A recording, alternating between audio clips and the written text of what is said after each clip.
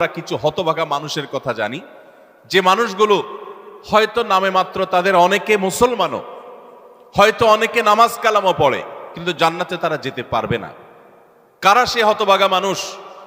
যারা হয়তো তাদের অনেকে আছে মুসলিমই না, আবার অনেকে আছে যারা মুসলমান হওয়া সত্ত্বেও, নামে মুসলমান হওয়া সত্ত্বেও জান্নাতে প্রবেশ করতে পারবে না। জান্নাতে যাওয়ার পথে বাধাগুলো কি কি, আমরা আজ সেরকম 16টি বাধার কথা জানবো। কয়টি বাধা? 16টি বাধার কথা জানবো। 16 শ্রেণীর হতভাগা মানুষের কথা জানবো, যে হতভাগা মানুষগুলো জান্নাতে যেতে পারবে না। জান্নাতে যাওয়ার এই নেয়ামতের সৌভাগ্য লাভ থেকে তারা বঞ্চিত হবে। আল্লাহ রাব্বুল আলামিন সেরকম কপাল পড়া মানুষদের কাতারে যেন আমরা শামিল না হই, আমাদের সবাইকে সে তৌফিক দান করুন। ভাইরা আমার, আমরা যে শ্রেণীগুলোর কথা বলবো, প্রত্যেকটা শ্রেণীর পাশাপাশি আমরা কোরআন বা হাদিস থেকে উদ্ধৃতি এবং রেফারেন্স ইনশাআল্লাহ টানবো। আপনাদের কাজ হলো, আমাদের সবার কাজ হলো, এই 16 প্রকার হতভাগা মানুষের কোনো একটা প্রকার এর মধ্যে আমি নিজে আছি কিনা সেটা মেলানো।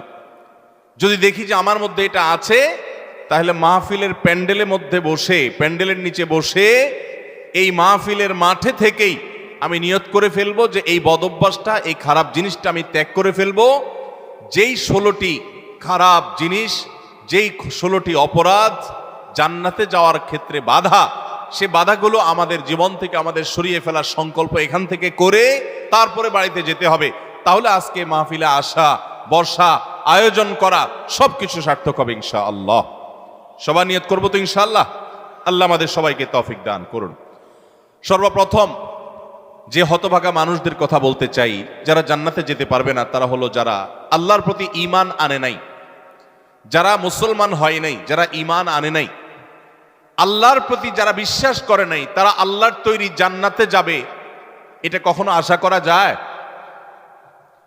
যদি আল্লাহকে কেউ বিশ্বাসই না করে, আল্লাহর একত্ববাদকে স্বীকারই না করে, শিরকে লিপ্ত হয়, সে মুসলমানই না হয়, তাহলে সে আল্লাহর জান্নাতের প্রত্যাশা কোত্থেকে করতে পারে? একজন মানুষ, তিনি মুসলমান না, তিনি অমুসলিম, তার ব্যক্তি জীবনে অনেক ভালো কাজ থাকতে পারে, অনেক ভালো অর্জন থাকতে পারে, কিন্তু তার ভিতরে ঈমান নাই। এই লোকটা আল্লাহর কাছে জান্নাতের আশা কখনো করতে পারে? একজন মানুষ বাংলাদেশে মানুষের জন্য অনেক কাজ করেছেন, বাংলাদেশের উন্নয়নে অনেক ভূমিকা তার ছিল বা আছে, বাংলাদেশে অনেক কল্যাণকামিতা তিনি চান, তার অনেক ইন্ডাস্ট্রি কারখানা থেকে বহু দেশের উপকার হয়, দেশে মানুষ উপকার হয়, এরকম আরো বহু উপকারিতা তার দ্বারায় হয়, কিন্তু লোকটা বাংলাদেশের অস্তিত্বকে স্বীকার করে না, বাংলাদেশের অস্তিত্বকে স্বীকার করে না, বাংলাদেশের স্বাধীনতা, সার্বভৌমত্ব এগুলো স্বীকার করে না। সে যদি বাংলাদেশকে অস্বীকার করে, বাংলাদেশ রাষ্ট্রের বিরুদ্ধে বিদ্রোহ করে, তাহলে এই ব্যক্তিকে বাংলাদেশ রাষ্ট্র বা রাষ্ট্রের তরফ থেকে রাষ্ট্রীয় কর্তৃপক্ষ কখনো তাকে রাষ্ট্রের কোনো সম্বর্ধনা, রাষ্ট্রের কোনো বিশেষ সম্মাননা ওই ব্যক্তিকে কখনো দিবে? দেওয়ার কথা। যে রাষ্ট্রকেই স্বীকার করে না, রাষ্ট্র তাকে সম্বর্ধনা দেওয়ার কথা? তার হতে পারে অনেক অর্জন আছে, হতে পারে অনেক অবদান আছে, তার একটারও 2 পয়সার কোনো মূল্য থাকবে না যদি সে রাষ্ট্রটাকে কি করে? অস্বীকার করে। ঠিক একইভাবে যে আমার রবকে মানে না, যার আল্লাহর প্রতি ঈমানই নেই, বিশ্বাসই নেই, তার হাজারটা ভালো কাজ থাকতে পারে, আল্লাহ রাব্বুল আলামিনের কাছে সে কখনো জান্নাত প্রত্যাশা করতে পারে? যে আল্লাহকে স্বীকার করে না, সে আল্লাহর কাছে জান্নাত কিভাবে আশা করে? এই জন্য ভাইরা আমার, সহিহ মুসলিমের হাদিসে আসছে, নবী করিম সাল্লাল্লাহু আলাইহি সাল্লাম বলেছেন, লা তাদখুলুল জান্নাতা হাত্তা তুমিনু, তোমরা ততক্ষণ পর্যন্ত জান্নাতে প্রবেশ করবে না যতক্ষণ পর্যন্ত তোমরা ঈমানদার হবে না। অর্থাৎ ঈমানদার না হলে জান্নাতে যাওয়ার কোনো সুযোগ নেই। এই প্রথম শ্রেণীর মানুষ, তারা দুনিয়া থেকে যদি ঈমান ছাড়া যায়, তাহলে সেক্ষেত্রে চিরকাল তারা জান্নাতে নিষিদ্ধ থাকবে, অনন্ত অসীমকাল জাহান্নামে তারা থাকবে, জান্নাতে কখনোই আসতে পারবে না। আর বাকি 15 শ্রেণীর মানুষ যারা আছে, এরা এক সময় তাদের পাপ এবং অপরাধের প্রায়শ্চিত্ত করার পর, এর শাস্তি পাওয়ার পর আল্লাহ তাআলা চাইলে তাদেরকে জান্নাতে দিতে পারেন। এবং তাদের ঈমান যদি থাকে, কোনো না কোনো সময় তারা জান্নাতে যাবে, তাদের গুনাহগুলো মাফ হওয়ার পর অথবা শাস্তি হওয়ার পর, যেহেতু তারা ঈমানদার। এটাই হলো আহলুস সুন্নাহ ওয়াল জামাতের বিশ্বাস এবং আকীদা, যে মুরতাকিবে কাবীরা, কাবীরা গুনাহ করে দুনিয়া থেকে যদি কেউ জাহান্নামী হয়ে যায়, সে চিরকাল অনন্ত অসীমকাল জাহান্নামে থাকবে না, বরং সেখান থেকে এক সময় না এক সময় সে বের হয়ে আসবে। এটাই আহলুস সুন্নাহ ওয়াল জামাতের আকীদা। মুতাজিলা সহ কিছু ভ্রান্ত ফেরকার মানুষের বিশ্বাস হলো যে জাহান্নামে একবার যে যাবে সে চিরকাল সেখানে থাকবে। বিভিন্ন আয়াতের অপব্যাখ্যা তারা করে থাকেন। যাই হোক, তাহলে প্রথম শ্রেণীর কথা আমরা জানলাম, যারা জান্নাতে নো এন্ট্রি, তাদের জান্নাতে প্রবেশের সুযোগ থাকবে না, তারা হলো যাদের আল্লাহর প্রতি ঈমান নাই, যারা মুসলমান না, যারা ঈমানদার না, তারা চিরকালের জন্য জান্নাতে নিষিদ্ধ থাকবে। এক নাম্বার 2, দ্বিতীয় যে প্রকারের মানুষ জান্নাতে যেতে পারবে না, বা দ্বিতীয় যে বিষয়টি জান্নাতে যাওয়ার পথে বাধা, সেটি হলো আত্মীয়তার সম্পর্ক ছিন্ন করা। রক্ত সম্পর্কীয় আত্মীয়কে যদি কেউ স্থায়ীভাবে ছিন্ন করে, তাদের সাথে সম্পর্ক যদি একেবারে কাট করে ফেলে, বুখারী মুসলিম এক যুগে বর্ণনা করেছেন, নবী করিম সাল্লাল্লাহু আলাইহি ওয়াসাল্লাম বলেছেন, লা ইয়াদখুলুল জান্নাতা কাতি', আত্মীয়তার সম্পর্ক ছিন্ন করে দেয় যে, এই ব্যক্তি জান্নাতে প্রবেশ করবে না, সে জান্নাতে প্রবেশ করবে না। অতএব আত্মীয়তার সম্পর্ক যারা ছিন্ন করেছেন তারা তওবা করতে হবে। আপনার ভাই, আপনার বোন, শত বাধা হতে পারে, শত ঝামেলা হতে পারে, শত গন্ডগোল হতে পারে, আপনার চাচা, আপনার ফুফু, আপনার মা বাপ, আপনার সন্তান সন্ততি, আপনার মামা, আপনার খালা, এরা সবাই আপনার রক্ত সম্পর্কীয় আত্মীয়। এদের সাথে আপনি স্থায়ী সম্পর্ক ছিন্ন করবেন, এই সুযোগ কিন্তু ইসলাম আপনাকে রাখে নাই। হ্যাঁ, যদি এমন হয় যে তাদের সাথে সম্পর্ক রাখতে গেলে আপনার জীবন হুমকির মধ্যে পড়ে, আপনি বিপর্যস্ত হন, আপনাকে তারা ক্ষতি করে, তো শুধু ক্ষতি থেকে বাঁচার জন্য আপনি দূরে আসেন, সেটা ভিন্ন বিষয়। কিন্তু সম্পর্ক যদি একেবারে স্থায়ীভাবে ছিন্ন করেন, বিশেষ করে দুনিয়াবি ঠুনকো উজুহাতে, ঠুনকো কারণে, কোনো কারণে মনোমালিন্য হয়েছে, আর চিরকালের জন্য সম্পর্ক ছিন্ন করে দিলেন, তো এটা হারাম। এই লোক যদি নামাজিও হয়, এই লোক যদি ওয়াজ মাহফিলেও আসে, এই লোক যদি জিকির আজকারও করে, এই লোক যদি তাসবিহ তেলাওয়াতও করে, যেহেতু সে আত্মীয়তার সম্পর্ককে ছিন্ন করে ফেলেছে, এই লোক জান্নাতে প্রবেশ করতে পারবে না যতদিন না সে তওবা করে তার পাপ থেকে, অপরাধ থেকে সে ফিরে না আসছে। ভাইরা আমার, তাহলে জান্নাতে যাওয়ার ক্ষেত্রে দ্বিতীয় বড় বাধা হলো এই বিষয়টি, অর্থাৎ আত্মীয়তার সম্পর্ক ছিন্ন করা। আর প্রথম বাধার কথা বলেছি হলো বেঈমানি, কুফরি, আল্লাহর প্রতি অবিশ্বাস এবং শিরক, এগুলো জান্নাতে যাওয়ার ক্ষেত্রে সবচেয়ে বড় বাধা, স্থায়ী বাধা। আর দ্বিতীয়টি হলো আত্মীয়তার সম্পর্ক ছিন্ন করা। নাম্বার 3, চগলখড়ি করা।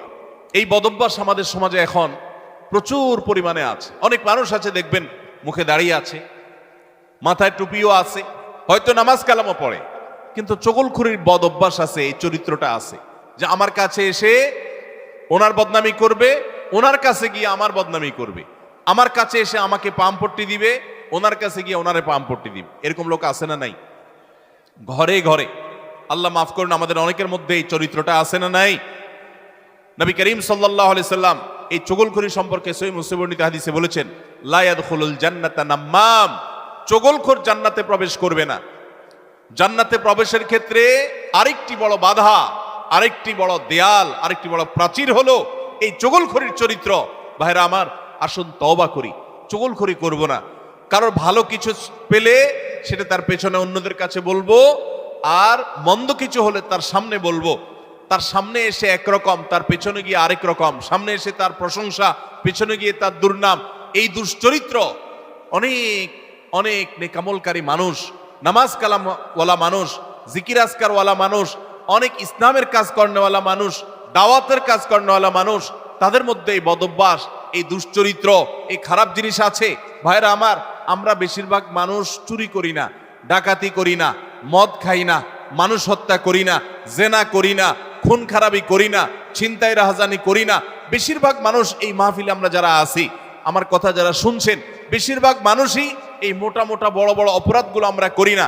কিন্তু কিছু কিছু অপরাধ আছে যেগুলো আমরা যে করি, সেগুলো অপরাধ যে আমরা জানিও না, সে বিহিত নাই, সে চিন্তাও নাই, সে ভাবলেশও নাই, এবং সেগুলো যে গুনাহ, সে গুনাহগুলোকে গুনাহ মনে করছি না, শয়তান বুঝতেই দিচ্ছে না। তার মধ্যে একটা হলো এইটা, চগলখড়ি। ঘরে ঘরে, জনে জনে দেখবেন এই বদভ্যাস, যে সামনে একরকম, পিছনে আরেক রকম, নেফাকি এবং কপটতা আজ জনে জনে ভরে গেছে। আল্লাহ তাআলা আমাদের সবাইকে জান্নাতে যাওয়ার ক্ষেত্রে কত বড় বাধা, এই বাধাকে আল্লাহ তাআলা আমাদেরকে অতিক্রম করার তৌফিক দান করুন। এই বাধা অতিক্রম করার উপায় কি ভাই? উপায় হলো এখনই তওবা করবেন।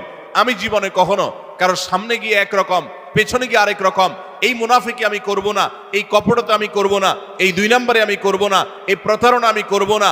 কোনো মানুষের সামনে গিয়ে ভালো সাজবো, পেছনে গিয়ে দুর্নাম করব না, আরেকজনের কাছে গিয়ে তার দুর্নাম করা, আর আবার তার কাছে গিয়ে আরেকজনের দুর্নাম করা, অর্থাৎ দুজনের মধ্যে লাগালাগি করে দেওয়ার জন্য যে ভূমিকা, সেই ভূমিকা অবতীর্ণ হওয়া, এই চগলখড়ি, এটা হলো জান্নাতে যাওয়ার ক্ষেত্রে তৃতীয় বড় বাধা।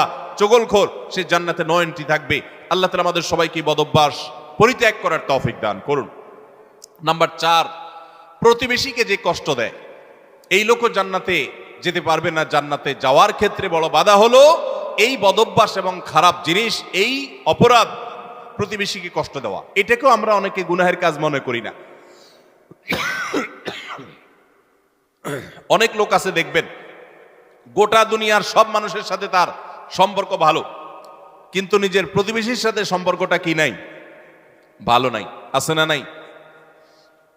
নিজের পাশের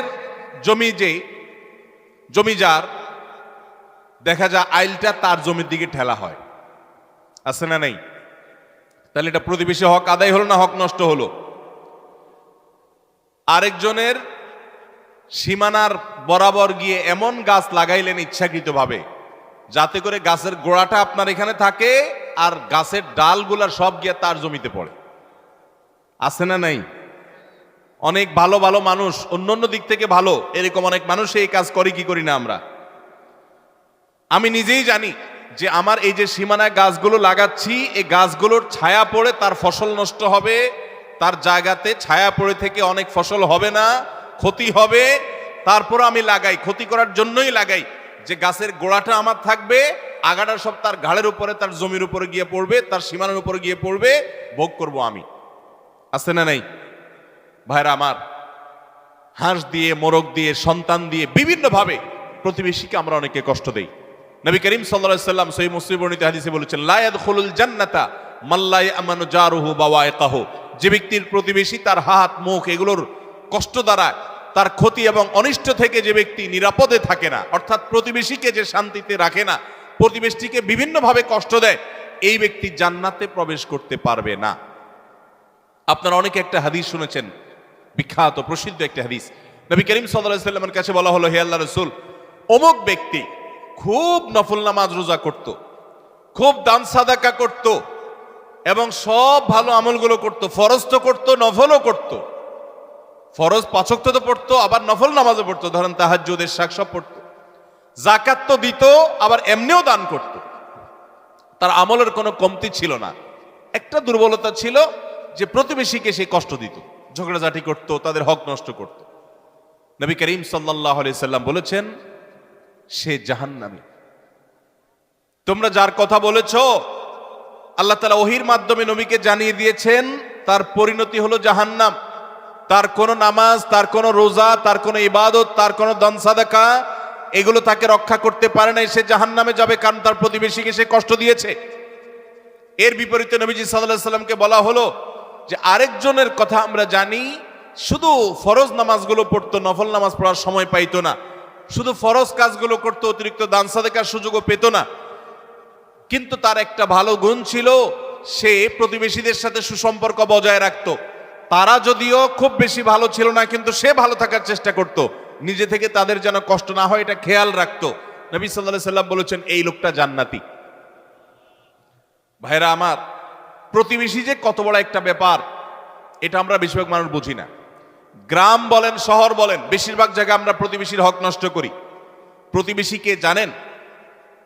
আপনার রক্ত সম্পর্কীয় আত্মীয়, যেমন মা বাবা, সন্তান সন্ততি, ছেলে মেয়ে, ভাই বোন, একেবারে এ ক্লাসের আত্মীয়, যারা এ ক্লাসের প্রথম সারির, যারা রক্ত সম্পর্কীয় আপনার বাবার দিককার, বাপ মা, ছেলে মেয়ে, ভাই বোন, চাচা ফুফু, এদেরকে বলা হয় এ ক্লাসের আত্মীয়, একদম প্রথম শ্রেণীর।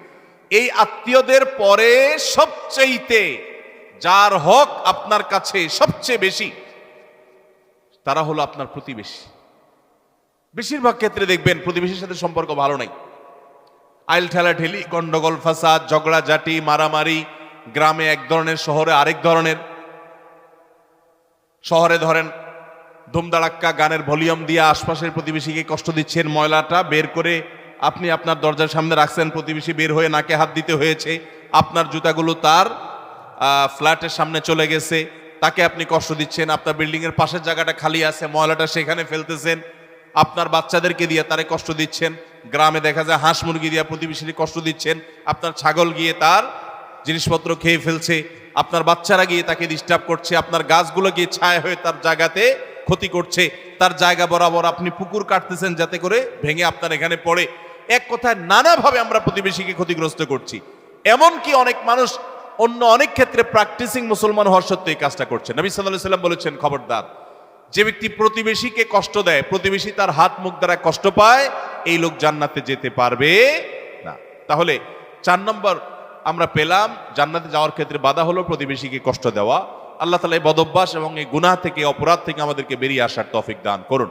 নবী করিম সাল্লাল্লাহু আলাইহি সাল্লাম বলেছেন, প্রতিবেশী সম্পর্কে জিবরিল আমাকে এত বেশি সাবধান করেছে যে আমার মনে হচ্ছিল জিবরিল না জানি এসে বলে, আপনার মৃত্যুর পর আপনার সম্পদে বাবা মা ছেলে মেয়ে যার যার সম্পদের ভাগ আছে, এর মধ্যে প্রতিবেশীর একটা ভাগ আছে, এইটা না জানি কখন বলে আমি সেই চিন্তা করছিলাম। কারণ এতবারে সে জিবরিল আমাকে সাবধান করছে যে খবরদার, প্রতিবেশীর উপরে কেয়ারফুল থাকতে হবে, সতর্ক থাকতে হবে। আমরা সতর্ক থাকবো তো ইনশাআল্লাহ। নাম্বার 5, অহংকারী ব্যক্তি, যে অহমিকা দেখায়, দম্ভ করে, গরিমা নিয়ে চলে, মানুষকে মানুষ মনে করে না। কারোর টাকার গরম আছে, কারোর নাম যশ খ্যাতির গরম আছে, কারোর ক্ষমতার গরম আছে। আল্লাহ তাআলা এক একজনকে এক একটা দিয়ে পরীক্ষা করেন। এগুলোর মাধ্যমে যারা অহংকারী হয়ে যায়, এগুলোর কারণে যারা অহংকারী হয়ে যায়, এই অহংকারী ব্যক্তি কখনো জান্নাতে যাবে না। সহিহ মুসলিমের হাদিসে আসছে, নবী করিম সাল্লাল্লাহু আলাইহি ওয়াসাল্লাম বলেছেন, লা ইয়াদখুলুল জান্নাতা মান কানা ফি কলবিহি মিসকালু যাররাতিন মিন কিবরিন, যেই ব্যক্তির অন্তরে যাররা পরিমাণ অহংকার থাকবে, দম্ভ থাকবে, এই মুতাকাব্বির অহংকারী ব্যক্তি জান্নাতে কখনো প্রবেশ করবে না। আল্লাহ রাব্বুল আলামিন হাদিসে কুদসিতে বলেছেন, অহংকার হলো আমার চাদর। অহংকার হলো কার চাদর ভাই? আল্লাহ তাআলার চাদর। এই চাদর নিয়ে যদি কেউ টানাটানি করে, আল্লাহ রাব্বুল আলামিন তাকে ছিন্ন বিচ্ছিন্ন করে ছাড়বেন, তাকে আল্লাহ তাআলা কখনো জান্নাত দিবেন। এজন্য ভাইরা সবসময় বিনয়ী হয়ে থাকতে হবে। জান্নাতি লোকদের কিছু মার্কা আছে, এর ভিতরে একটা মার্কা হলো তারা বিনয়ী থাকবে, মাটির মানুষ হয়ে থাকবে, নিরীহ হয়ে থাকবে, তাদের উপরে সবাই চড়াও হতে চাইলেও তারা চড়াও হবে না, অর্থাৎ বিনম্র থাকবে। এটা জান্নাতি লোকদের মার্কা। এই জন্য ভাইরা বিনয়ী হতে হবে। 5 নম্বর, যারা জান্নাতে যেতে পারবে না, জান্নাতে যাওয়ার ক্ষেত্রে বাধা হলো অহংকার, সে অহংকারী মানুষ। 6 নম্বর হলো প্রতারক, 7 নম্বর হলো দান করে খোটা দেয় যে সে, আর 8 নম্বর হলো কৃপণ। আর এই তিনটি তিরমিজি বর্ণিত হাদিসে বর্ণিত হয়েছে। নবী করিম সাল্লাল্লাহু আলাইহি ওয়াসাল্লাম বলেছেন, লা ইয়াদখুলুল জান্নাতা খাব্বুন ওয়ালা মান্নানুন ওয়ালা বাখীল, যে ব্যক্তি কাউকে প্রতারণা করে, ধোঁকা দেয়। এখন আমাদের সমাজে মুসলমানদের মধ্যে ধোঁকা দেনওয়ালা মানুষের সংখ্যা কি কম না বেশি? দোকানদার বলেন, ব্যবসায়ী বলেন, চাকরিজীবী বলেন, যার কথাই বলেন, এমনকি নেতারা বলেন, জনগণকে ধোঁকা দেয়। ঠিক না ভাই? ঠিক। সবাই যার যার জায়গা থেকে কে কাকে ল্যাং মারবে, কে কাকে ধোঁকা দিবে, এটাই হলো আমাদের কাজ এখন। অথচ ধোঁকাবাজ, প্রতারক, চিটার, বাটপার, এই লোকগুলো কখনো জান্নাতে যেতে পারবে। নবী করিম সাল্লাল্লাহু আলাইহি ওয়াসাল্লাম এই হাদিস বলছে যে প্রতারক জান্নাতে যাবে না। দ্বিতীয়ত, মান্নান, অর্থাৎ দান করে যে খোটা দেয়, এই লোকও জান্নাতে যেতে পারবে না। দান করে খোটা দেওয়ার বদভ্যাস আছে না নাই আমাদের অনেকের? দান করেছেন আল্লাহকে খুশি করার জন্য, যদি আপনি খোটা দেন তাহলে আপনার দান বরবাদ হয়ে যায়, ওটা নষ্ট হয়ে যায়। আল্লাহ বলেছেন, লা তুবতিলু সাদাকাতিকুম বিল মান্নি ওয়াল আযা, তোমরা দান করার পর খোটা দিয়া, কষ্ট দিয়া, যাকে দান করছো তাকে কষ্ট হয় এরকম কথা বলে ওই দানকে বরবাদ করে দিও না। আমরা অনেকে এই কাজ করি। দান করেছেন, ওই ব্যক্তির কাছ থেকে থ্যাঙ্কসের আশাও করবেন না। থ্যাঙ্কস মানে কৃতজ্ঞতা সে আদায় করবে, শুকরিয়া দিবে, সে আপনার স্বীকৃতি দিবে, এই আশাটাও আপনি করতে যাবেন না। আল্লাহ কোরআনে কারীমে সূরা দাহরের মধ্যে জান্নাতি এবং নেককারদের বৈশিষ্ট্য বলতে গিয়ে বলেছেন, ওয়ায়ুতঈমুনাত তুআমা আলা হুব্বিহি মিসকিনাও ওয়া ইয়াতীমান ওয়া আসীরা, জান্নাতি মানুষগুলো, আবরার এবং নেককাররা হলো তারা আল্লাহর মহব্বতে মিসকিনকে, বন্দীকে, অন্যান্য অভাবী মানুষদেরকে তারা খাদ্য দেয়, এবং বলে ইন্নামা নুতইমুকুম লিওয়াজহিল্লাহ লা নুরিদু মিনকুম জাযাআও ওয়ালা শুকুরা, তারা বলে আমরা আল্লাহর জন্য তোমাদেরকে খাদ্য দিচ্ছি, তোমাদের কাছ থেকে এর কোনো ফিডব্যাক বিনিময় তো চাই না, এমনকি শুকরিয়া তোমরা যে আমাদেরকে থ্যাঙ্কস বলবা সেটা পর্যন্ত আমরা আশা করি না, দরকার নেই। আল্লাহর কাছে এইভাবে সওয়াবের আশা করা, বান্দার কাছে খোটা না দেওয়া 7 নম্বর। 8 নম্বর হলো কৃপণতা। এটা জাহান্নামের যাওয়ার অন্যতম বড় মাধ্যম এবং জান্নাতে যাওয়ার ক্ষেত্রে বাধা হলো কৃপণতা। নবী করিম সাল্লাল্লাহু আলাইহি সাল্লাম কৃপণ ছিলেন না, তার অনেক সম্পদ ছিল না, কিন্তু যা ছিল সেটা অকাতরে তিনি দান করতেন। তার যে দানশীলতা, আম্মা জান আয়েশা রাদিয়াল্লাহু তাআলা বলতেন যে তিনি দানশীলতা তার বিশেষ করে রমজান এলে এমন বেড়ে যেত যে মুক্ত বাতাসের মতো, যে চাইতো তাকেও দিত, যে চাইতো না তাকেও দিত, সর্বত্র তার দান ছড়িয়ে যেত এবং দান করতে করতে সব শেষ করে অনেক সময় বাসায় যেতেন, তার নিজের জন্য কিছুই রাখতেন না, এইভাবে তিনি দানশীল ছিলেন। তো নবী সাল্লাল্লাহু আলাইহি সাল্লাম কৃপণতা থেকে পানা চেয়েছেন। আমরা অনেকে কিন্তু কৃপণ, আল্লাহ অনেক সম্পদ দিয়েছে কিন্তু খরচ আমরা করতে চাই না। নবীজি পানা চাইছেন, আল্লাহুম্মা ইন্নী আউযু বিকা মিনাল বুখলি ওয়াল জুবন, আল্লাহ আপনার কাছে কৃপণতা থেকে পানা চাই। ভাইরা আমার, তাহলে জান্নাতে যাওয়ার ক্ষেত্রে 8 নম্বর বাধা হলো কৃপণতা। কৃপণ সে জান্নাতে এন্ট্রান্সের সুযোগ পাবে না। 9 নম্বর, ঘুষ দাতা এবং ঘুষ গ্রহীতা। যে ঘুষ দেয় সে যদি একান্ত নিরুপায় হয়ে দেয় এমন কাজ, যে কাজ না হলে তার জীবন বাঁচে না, অনেক জটিল প্রয়োজন, এরকম প্রয়োজনে সে যদি ঘুষ দিতে বাধ্য হয়, ঘুষ দেওয়া ছাড়া তার কোনো উপায় না থাকে, তাহলে ওই ব্যক্তিকে মাজুর হিসেবে আল্লাহ তাআলা মাফ করবেন আশা করা যায়। কিন্তু সচরাচর আমরা দেখা যায় আজকাল যেসব ক্ষেত্রে ঘুষ দিয়ে সুবিধা নেই, ওটা না নিলে আমি যে মরে যাব এরকম না, আমি ইচ্ছা করলে হারামটা নাও করতে পারি।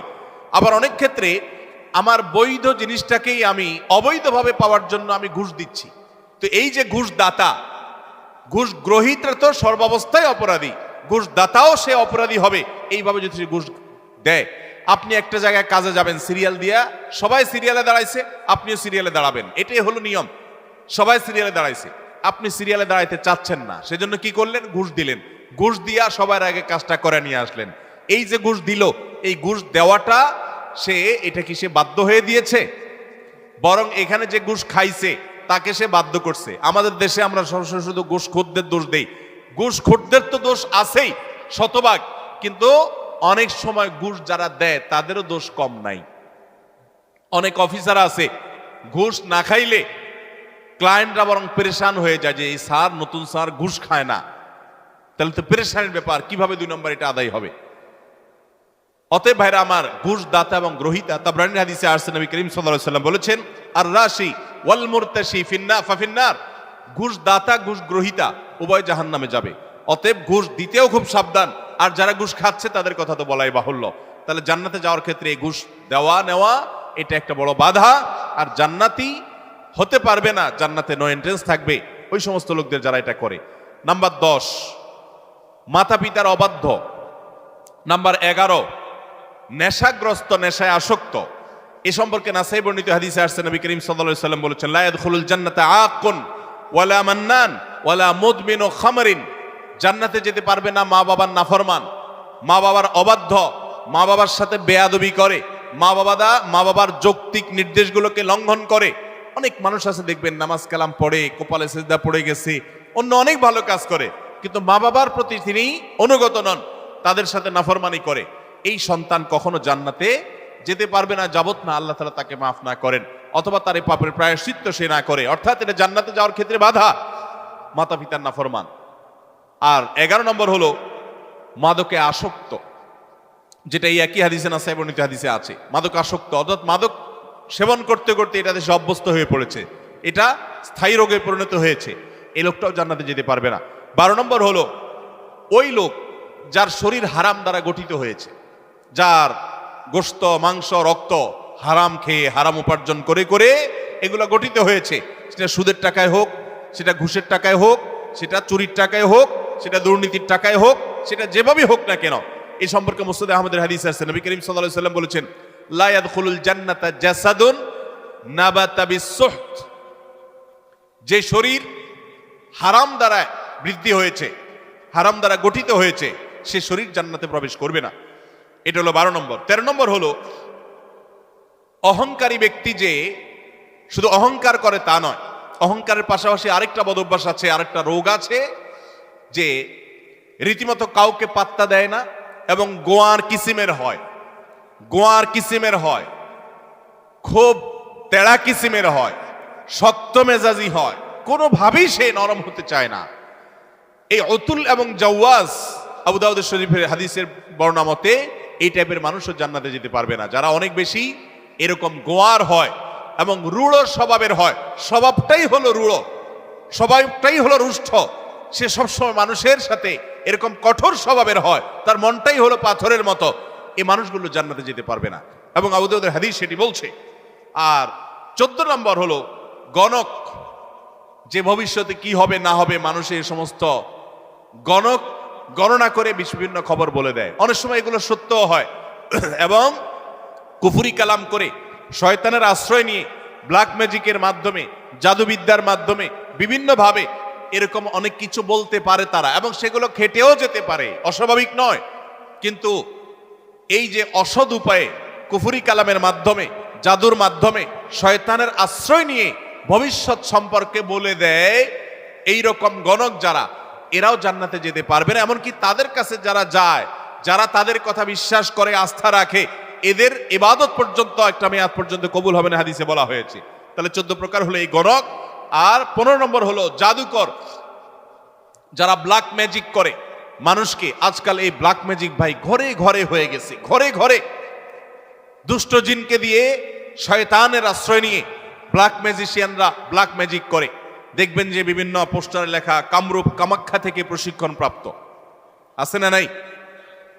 ফেসবুকে দেখবেন বিভিন্ন কমেন্টে এরকম পোস্টার পোস্ট করে অনেক লোক। আবার অনেক সময় দেখবেন বিভিন্ন জায়গায় জায়গায় এগুলো আছে। ঘরে ঘরে দেখবেন এমন অনেক রোগী আছে যেই রোগীদের কোনো ট্রিটমেন্ট ডক্টররা করতে পারছেন না। দেশ বিদেশ ঘুরে, বহু হাসপাতাল ঘুরে, বহু ট্রিটমেন্ট নিয়েও কোনো চিকিৎসা করাতে পারছেন না, কোনো ট্রিটমেন্ট হচ্ছে না, সুস্থ হচ্ছে না। এগুলোর একটা অংশ, আমি সবগুলো বলছি না, একটা বড় অংশ ব্ল্যাক ম্যাজিকের রোগী। আস্তে আস্তে শেষ হয়ে যাচ্ছে। বিভিন্ন বর্ণনা আছে সম্পর্কে। ব্ল্যাক ম্যাজিক এটা ওটের উপর যদি পড়ে তো ওটকে পাতিল পর্যন্ত নিয়ে যায়, অর্থাৎ শেষ হয়ে যায়, জবাই করে খাওয়া ছাড়া উপায় থাকে না, আর মানুষকে কবর পর্যন্ত নিয়ে ছাড়ে। অন্য আরেক হাদিসে আছে যে এই যে মানুষের হিংসাত্মক দৃষ্টি, কুদৃষ্টি, বদনজর, এটা ভাগ্যকে পর্যন্ত আল্লাহর ফয়সালাতেই পরিবর্তন পর্যন্ত করে দেয়। এরকম ভয়াবহ একটা বিষয়। তো এই ব্ল্যাক ম্যাজিশিয়ান যারা, এরা জান্নাতে যেতে পারবে না এবং দুনিয়াতে এদের জন্য চরম শাস্তি। ইসলামী শরিয়া তাদের জন্য মৃত্যুদণ্ড রেখেছে, কারণ এরা স্বামী স্ত্রীর মধ্যে কলহ সৃষ্টি করে। এখন শত শত ফ্যামিলিতে দাম্পত্য সম্পর্কগুলো ভালো নেই। আমার কাছে এরকম শত শত হিস্ট্রি আসে যে স্বামী স্ত্রীর একসময় সম্পর্ক খুব ভালো ছিল, হঠাৎ করে তাদের আর সম্পর্ক ভালো নাই, কেউ কাউকে সহ্য করতে পারছেন না, কেউ একজন ব্ল্যাক ম্যাজিক করেছে। এবং দেখবেন বাসা বাড়িতে অনেক সময় দেখা যায় অস্বাভাবিক জায়গাতে তাবিজ কবজ পাওয়া যায়, আছে না নাই? এরকম কে বা কারা রাখছে, চুল কেটে নিয়ে যায়, জামা কাটা সেটা কেটে নিয়ে যায়, ব্ল্যাক ম্যাজিকের উপাদান এগুলো অনেক সময় হয়। আমরা অনেকে এগুলো জেনেও না জানার ভান করে থাকি, অনেকে জেনেও সেটা সঠিকভাবে এটা রহস্য উদ্ঘাটনের চেষ্টা করি না। তো এই ব্ল্যাক ম্যাজিশিয়ান যারা, এরা সমাজে অশান্তি সৃষ্টি করে, দাম্পত্য জীবনে কলহ সৃষ্টি করে, মানুষের ক্ষতি করে। এরকম অনেক লোক আছে তাবিজ ব্যবসায়ী, তারা তাবিজের ব্যবসার আড়ালে তারা মূলত এই ব্ল্যাক ম্যাজিকটা করে। এই ব্ল্যাক ম্যাজিশিয়ান যারা, তারা জান্নাতে যেতে পারবে না। এটা হলো 15 নম্বর। 16 নম্বর হলো যারা সিল্কের পোশাক পরে পুরুষ হয়ে, নবী করিম সাল্লাল্লাহু আলাইহি সাল্লামের হাদিসে তাদেরকেও জান্নাতে নো এন্ট্রির কথা বলা হয়েছে। জান্নাতে যাওয়ার ক্ষেত্রে সেটাও বড় একটা বাধা।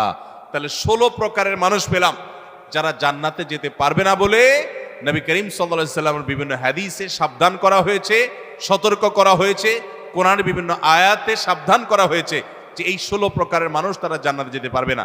শুধু 16 প্রকার নয়, এরকম আরো আছে, কোরআন হাদিস ঘাটলে পাওয়া যাবে। আমি 16 প্রকার শুধুমাত্র কোরআন এবং হাদিস থেকে আপনাদের জন্য উপস্থাপন করলাম যে এই মানুষগুলো জান্নাতে যেতে পারবে না। আমরা শুরুতে বলেছি ইমানদারের সবচেয়ে বড় চাওয়া হলো, টার্গেট হলো জান্নাতে যাওয়া। সে জান্নাতেই যদি যেতে না পারি, তাহলে আমার আর এই দুনিয়াতে আমার কর্ম, আমার ইমান, এগুলো আমাকে কি উপকার করলো? যদিও ইমান থাকলে আপনি এই সমস্ত গুনাহেগুলো লিপ্ত হওয়ার কারণে জাহান্নামে গেলেও একসময় আপনি জান্নাতে আসবেন, এটাই আহলে সুন্নাত জামাতের আকীদা, এটাই বিশুদ্ধ বিশ্বাস। কিন্তু তারপরেও জাহান্নাম তো এমন জায়গা যেখানে এক মুহূর্তের জন্য গিয়ে সহ্য করার কথা নয়। অতএব ইমানদার প্রথম চান্সে জান্নাতে যেতে চাইবে। আর প্রথম চান্সে যদি জান্নাতে যেতে চান, জাহান্নামের কোনো স্পর্শ ছাড়া যদি জান্নাতে যেতে চান, তাহলে এই 16 বদভ্যাস থেকে, 16টি অপরাধ থেকে নিজেকে বাঁচাবার চেষ্টা করতে হবে। আল্লাহ আমাদের সবাইকে সেই তৌফিক দান করুন। আমি আবারও এক নজরে বলে দিচ্ছি, নাম্বার 1, যাদের মধ্যে ঈমান নাই, যারা কুফর বা শিরকে লিপ্ত, তারা জান্নাতে যেতে পারবে না। জান্নাতে যাওয়ার ক্ষেত্রে বড় বাধা হলো ঈমান না থাকা এবং কুফর শিরকে লিপ্ত থাকা। দ্বিতীয় সবচেয়ে বড় বাধা হলো আত্মীয়তার সম্পর্ক ছিন্ন করা। আত্মীয়তার সম্পর্ক ছিন্নকারী সে জান্নাতে যেতে পারবে না। তৃতীয় বড় বাধা হলো যারা চগলখড়ি বদভ্যাস আছে, এই রোগটা, এটা জান্নাতে যাওয়ার ক্ষেত্রে বাধা। চতুর্থ, প্রতিবেশীকে কষ্ট দেওয়ার রোগ যাদের আছে, এই রোগটা, এই বদভ্যাসটা জান্নাতে যাওয়ার ক্ষেত্রে বাধা। 5 নম্বর হলো অহংকার, দম্ভ, এগুলো গরিমা, এগুলো জান্নাতে যাওয়ার ক্ষেত্রে বাধা। 6 নম্বর হলো প্রতারণা করা মানুষের সাথে, মানুষকে ধোঁকা দেওয়া, সেটা ব্যবসায়ী হিসাবে হোক, কাস্টমার হিসাবে হোক, আপনার চাকরিজীবী হিসাবে হোক, যেই কোনো দিক থেকে হোক, প্রতারণা করা, এটা জান্নাতে যাওয়ার ক্ষেত্রে 6 নম্বর বড় বাধা। 7 নম্বর হলো দান করার পর খোঁটা দেওয়া। মানুষ উপকার করছেন, আল্লাহর জন্য করছেন, ব্যাস, যার উপকার করেছেন তার মুখ থেকে স্বীকৃতিটাও আপনার শোনার দরকার নেই। সে স্বীকৃতি না দিলে, অস্বীকার করলে সে আল্লাহর কাছে গুনাহগার হবে, কিন্তু আপনার আসার দরকার নেই, আপনি আল্লাহর কাছে সওয়াবের আশা করবেন। এটা হলো 7 নম্বর বাধা। 8 নম্বর হলো কৃপণতা। 9 নম্বর হলো ঘুষ দেওয়া নেওয়া। 10 নম্বর হলো মা বাবার নাফরমানি করা, মা বাবার অবাধ্য হওয়া, মা বাবার অসম্মান করা, মা বাবার যুক্তি নির্দেশকে অলঙ্ঘন করা, অমান্য করা। 11 নম্বর হলো মাদক আসক্ত হওয়া। 12 নম্বর হলো হারাম উপার্জন দ্বারা, হারাম খাদ্য দ্বারা, পানীয় দ্বারা শরীর গঠন করা, সুদ, ঘুষ, দুর্নীতি, 2 নম্বর পথে উপার্জন করা। আর 13 নম্বর হলো রূঢ় স্বভাবের হওয়া, গোয়ার কিসিমের হওয়া, এমন হওয়া যে সবার সাথে গোয়ারের মতোই থাকে, রুষ্ট থাকে, রূঢ় থাকে, সবসময় বিনম্রতার নামগন্ধ তার মধ্যে নাই, এরকম স্বভাবের হওয়া। 14 নম্বর হলো গণক হওয়া, গণনা করে মানুষের ভাগ্য এটাকে আপনার বলে দেওয়া, ভবিষ্যৎ বলে দেওয়ার চেষ্টা করা, বিশেষ করে কুফরি কালামের মাধ্যমে, শয়তানের আশ্রয় নিয়ে। আর 15 নম্বর হলো জাদু করা, অর্থাৎ ব্ল্যাক ম্যাজিক করা, ব্ল্যাক ম্যাজিশিয়ান। আর 16 নম্বর হলো আপনার সিল্কের পোশাক পরা। আল্লাহ রাব্বুল আলামিন এই সব কবিরা গুনাহ, এগুলো যেগুলো বললাম, এগুলো একটা সগীরা গুনাহ না, প্রথমটা শুধু কবিরা না, আকবারুল কাবায়ের, সবচেয়ে বড় কবিরা গুনাহ, বরং সেটা কুফরি, ঈমান বিধ্বংসী বিষয়। সেটা সহ এই 16টি সবগুলো কবিরা গুনাহ এবং কুফর থেকে, শিরক থেকে আল্লাহ তাআলা আমাদের সবাইকে বেঁচে থাকার তৌফিক দান করুন। আমরা সবাই জান্নাতে যেতে চাই তো ইনশাআল্লাহ? সবাই জান্নাতে যেতে চাই। তাহলে সেক্ষেত্রে এই 16টি তো বটেই, কোরআন এবং হাদিসে আরো যে সমস্ত বিষয়কে হারাম করা হয়েছে সেগুলো থেকে আমাদের বেঁচে থাকার চেষ্টা করতে হবে। কারণ কুফরির পাশাপাশি, শিরকের পাশাপাশি যত প্রকার হারাম কোরআন এবং হাদিসে বর্ণিত হয়েছে, সেগুলা লিপ্ত হওয়াটা জান্নাতে যাওয়ার ক্ষেত্রে বাধা, প্রাচীর, দেয়াল। আল্লাহ তাআলা আমাদের সবাইকে সে দেয়ালকে ভেদ করে জান্নাতে যাওয়ার তৌফিক নসিব করুন। সবাই চেষ্টা করবো তো ইনশাআল্লাহ মেনে চলার। ভাইরা আমার, এই প্রকারগুলো পারলে লিখে ফেলবেন, এটা কাগজে লিখে ফেলবেন। আমি সংক্ষেপে সামারি বললাম, এই সামারিটা লিখে ফেলবেন। লিখে আপনার বাসা বাড়িতে, আপনার অফিসে, আপনার শয়নকক্ষের আশেপাশে কোথাও টাঙ্গায় দিবেন যে এই লোকগুলো জান্নাতে যেতে পারবে না বলে নবী করিম সাল্লাল্লাহু আলাইহি সাল্লাম, আল্লাহর রাসূল জানিয়ে দিয়েছেন। অতএব এই দুশ্চরিত্রগুলো আমার মধ্যে আছে না নাই, এই তালিকাটা দেখে প্রতিনিয়ত নিজেকে সংশোধন, ইসলাহ করার চেষ্টা করতে হবে। চেষ্টা করব না আমরা ইনশাআল্লাহ? আল্লাহ আমাদের সবাইকে তৌফিক দান করুন।